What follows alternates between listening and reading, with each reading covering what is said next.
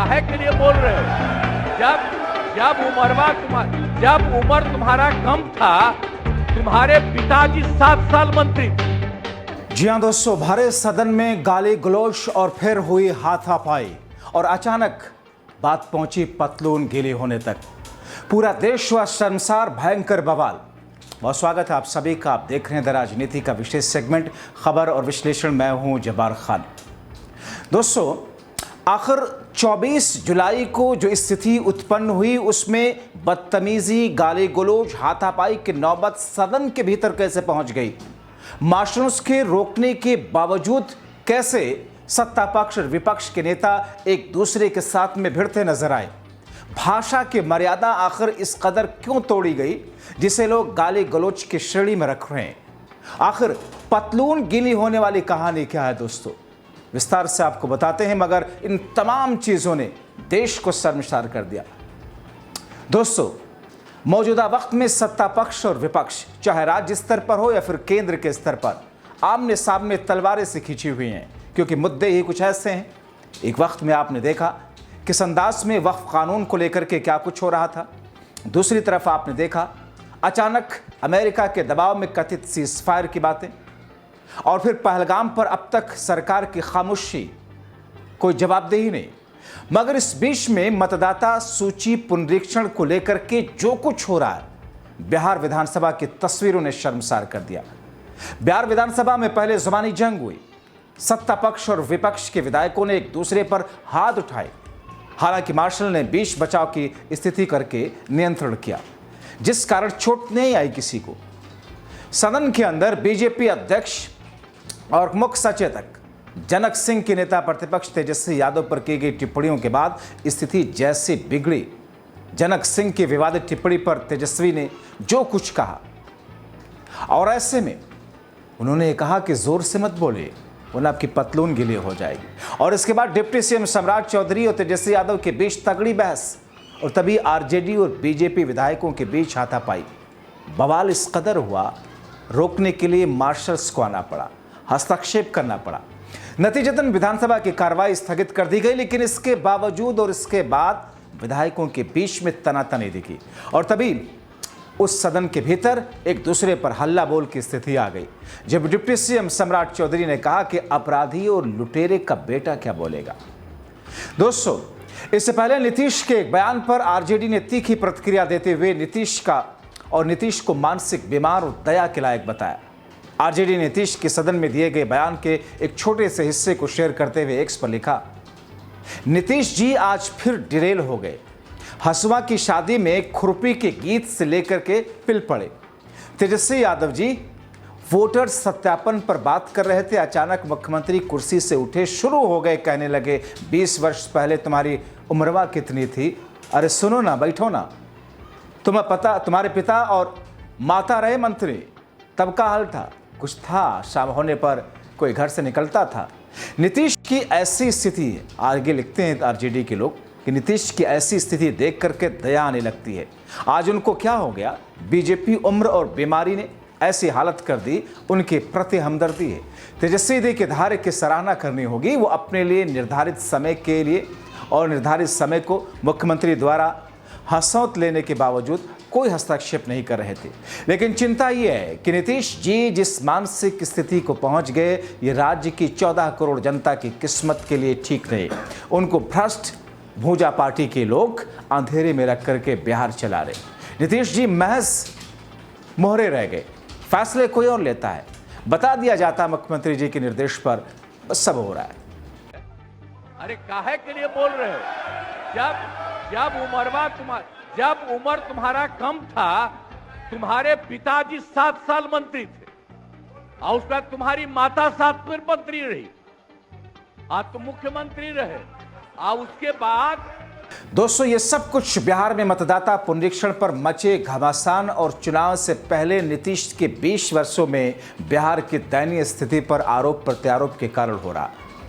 एक बात तो साफ है दोस्तों कि मुख्यमंत्री नीतीश कुमार के कार्यकाल के बारे में जब लिखा जाएगा तो ये बात भी याद रखी जाएगी कि 2025 में चुनाव आयोग के एक फरमान की वजह से जब पूरा बिहार त्राही त्राही कर रहा था, तो नीतीश कुमार एक ऐसी मुद्रा में थे जिसे बिहार विरोधी पाया गया। इसलिए विधानसभा में चुनाव आयोग के फरमान पर तेजस्वी यादव के बयान के जवाब में नीतीश कुमार ने ऐसा कोई आश्वासन नहीं दिया कि पिछड़े, गरीब, दलित, अल्पसंख्यक मतदाताओं का नाम वोटर लिस्ट से नहीं काटा जाएगा। नीतीश कुमार ने इस बात का भी कोई चर्चा इस बात की नहीं की कि चुनाव आयोग ने जिस तरीके से दस्तावेज मांगे उससे आम लोग परेशान हैं, उनकी परेशानी दूर करने की जरूरत है। तो आखिर कारण क्या है दोस्तों? इस वक्त नीतीश कुमार अपनी पार्टी के अध्यक्ष तो जरूर हैं, लेकिन ऐसा माना जाता है कि उनके इर्द गिर्द शीर्ष पर रहने वाले उनके सहयोगी दरअसल भारतीय जनता पार्टी की विचारधारा को ही आगे बढ़ाने में लगे हैं और नीतीश कुमार इस मामले में बेबस है। वो चाहे भारतीय जनता पार्टी से आकर के जनता दल यूनाइटेड में कार्यकारी अध्यक्ष बने संजय कुमार झा हों या कांग्रेस पार्टी के बिहार प्रमुख रहे अशोक चौधरी, जो आजकल जनता दल यूनाइटेड के प्रमुख नेता बने हुए हैं। मंत्री अशोक चौधरी की बेटी की शादी रस विचारधारा वाले परिवार में हुई और हाल में उसके काफी प्रभावित नजर आए। ऐसा माना जा रहा है कि चुनाव आयोग के फरमान पर जेडीयू के अंदर ही अंदर तो नेता परेशान हैं, लेकिन भारतीय जनता पार्टी की विचारधारा पर चलने वाले नेताओं के डर से वो कुछ बोल नहीं पा रहे। फिर भी बांका से जेडीयू के लोकसभा सदस्य गिरधारी यादव ने चुनाव आयोग के फरमान का विरोध जिस तरीके से किया, जिस अंदाज में कहा कि उसे बिहार का व्यवहारिक ज्ञान नहीं।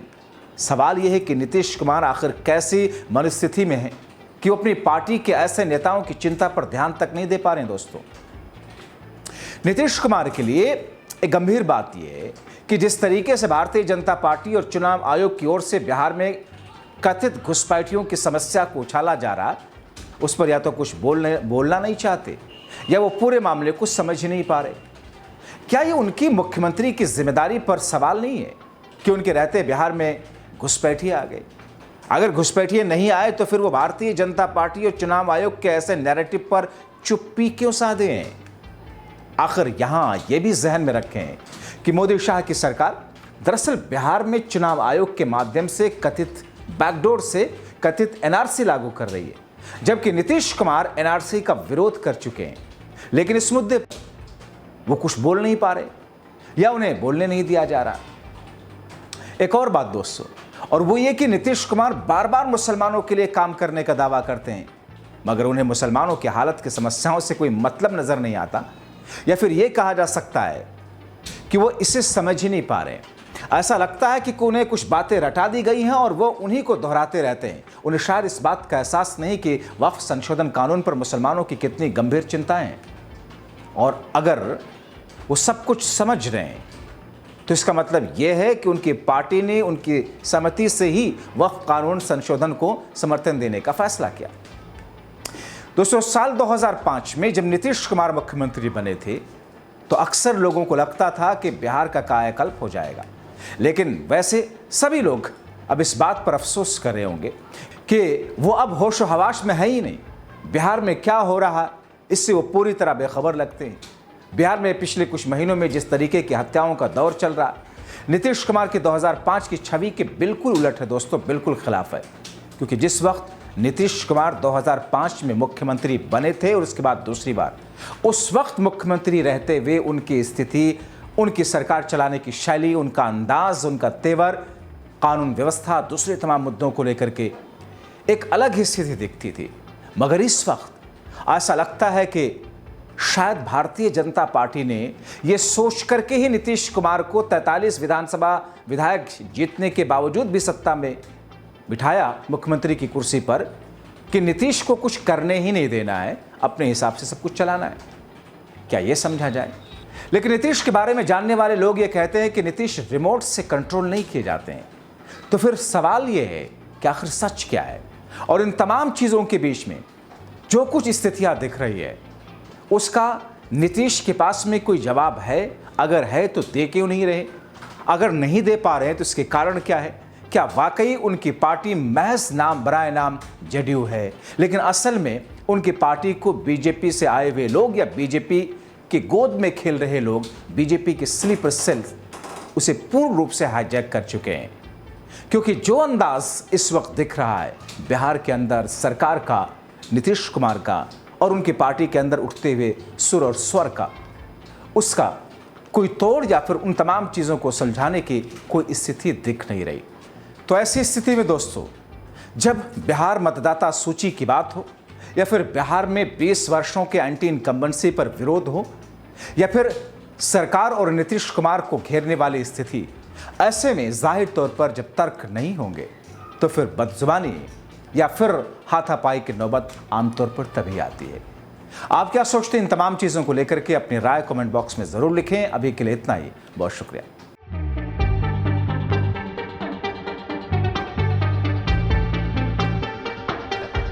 अरे काहे के लिए बोल रहे हो? जब उम्र तुम्हारा कम था, तुम्हारे पिताजी 7 साल मंत्री थे।